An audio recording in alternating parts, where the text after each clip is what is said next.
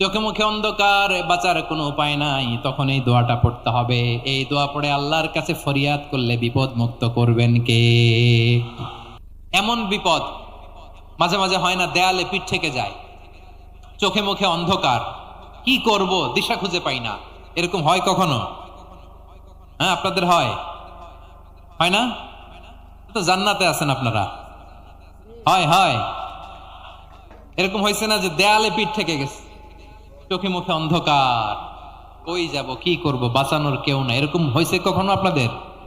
যদি হয় তাইলে এটার সলিউশন বলবো, না হইলে তো এগুলো বলে লাভ নাই। হয় হয় হয়, বিশ্বনবী এরকম কঠিন বিপদে পড়েছেন জীবনের কিছু কিছু মুহূর্তে। ওই মুহূর্তে বিশ্বনবী স্পেশাল দুইটা দোয়া পড়তেন। এই দোয়াগুলো আপনাদেরকে জানিয়ে দেয়। বিশ্বনবী বলেন, কঠিনতম বিপদে যখন পড়বা, দেয়ালে পিঠ থেকে যায়, চোখে মুখে অন্ধকার, বাঁচার কোনো উপায় নাই, তখন পড়বা লা ইলাহা ইল্লা আনতা সুবহানাকা ইন্নী কুনতু মিনাজ জালিমিন। আল্লাহ, তুমি ছাড়া কোনো ইলাহ নাই, তুমি পবিত্র, নিশ্চয় আমি জালিমদের অন্তর্ভুক্ত। সুবহানাল্লাহ বলেন।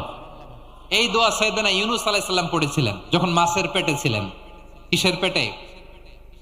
এবং অনেক মুফাসসিরিন ইকরাম বলেছেন, অনেক আহলুল ইলমরা বলেছেন, এটা হচ্ছে ইসমে আজম। ইসমে আজম এমন দোয়া যেটা দিয়ে দোয়া করলে আল্লাহ দোয়া কবুল করে, কিন্তু এটা কোনটা, এটা নিয়ে ইখতিলাফ আছে। কোন কোন আহলুল ইলম বলেন এই লা